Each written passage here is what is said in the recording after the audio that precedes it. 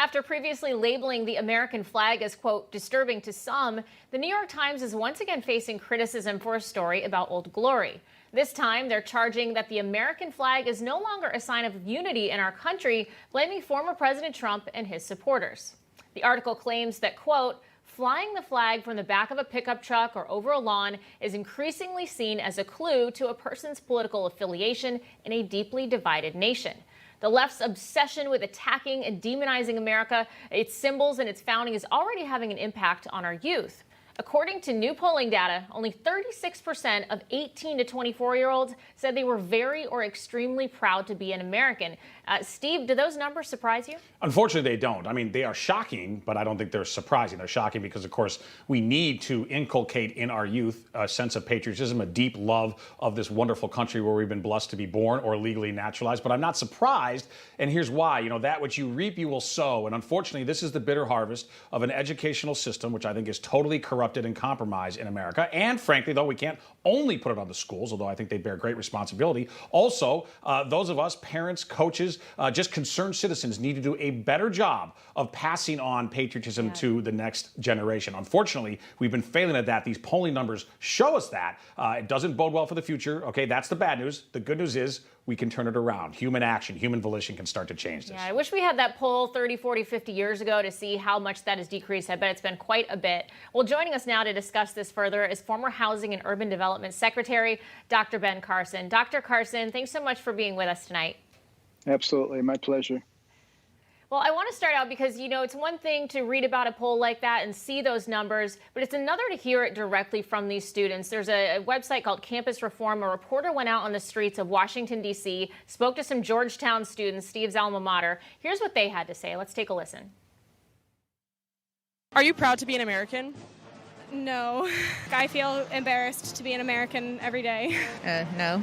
Be proud of what? What is there to be proud about if you're black and being, like, you know? The American dream is so sought after that it's not even a thing anymore. I don't even really think there is an American dream really anymore. Wow, Dr. Carson, I know you've been an outspoken critic of critical race theory and those teachings. Is that what this is stemming from? Why do so many young Americans think this way? Well, as I've said before, 60 years ago, Khrushchev said that your children and your grandchildren will live under communism and we won't have to fire a shot. And he recognized that it was only necessary to gain control of the educational system so that you could indoctrinate the kids. And when they started at a very early age, hearing about how evil we are, it's a natural outcropping of that. And then we take something like slavery. Now, slavery has existed since there were civilizations. And there are actually more slaves in the world today than there were in 1863 when the Emancipation Proclamation was put forth. And America is the one place that actually fought a civil war to end the practice. So that's something to actually be proud of. We're teaching them the wrong things, but I think where Khrushchev's plan is going to go awry is the sleeping giant has been awakened. And there are a lot of parent groups and other groups who actually are smart enough to see what is going on. And they're not going to trade what we have for socialism or any other system. We have a wonderful system. We have an incredible country, a country that saved the world from Hitler and the Axis powers years ago, and has pretty much put an end to the despotic leaders that used to trample on everybody. And if the United States goes under, the world goes under. The United States is not a place, it's an ideal. America is an ideal about faith and about community and about liberty and about life. And as long as we cling to those cornerstone principles, we're going to be just fine. Dr. Carson, let me ask you, though, to clarify that, because I often hear people on the left saying that America is an idea. And I agree that we were founded on a creed and we're unique among countries in that sense.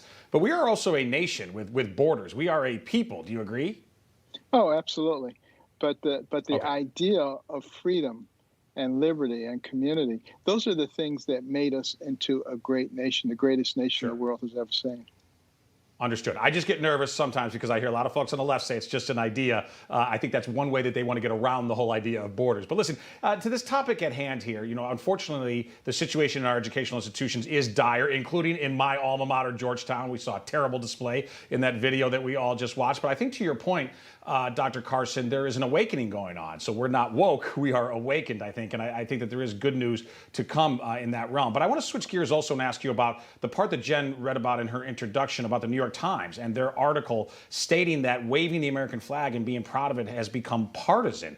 Maybe in their worldview, but I sure hope that's not the case. But specifically, they mentioned flags flying behind pickup trucks, as if there was some sort of trigger almost there. There's such a cosmopolitan condescension, I think, in that statement coming from the New York Times. I'd like to hear your reaction.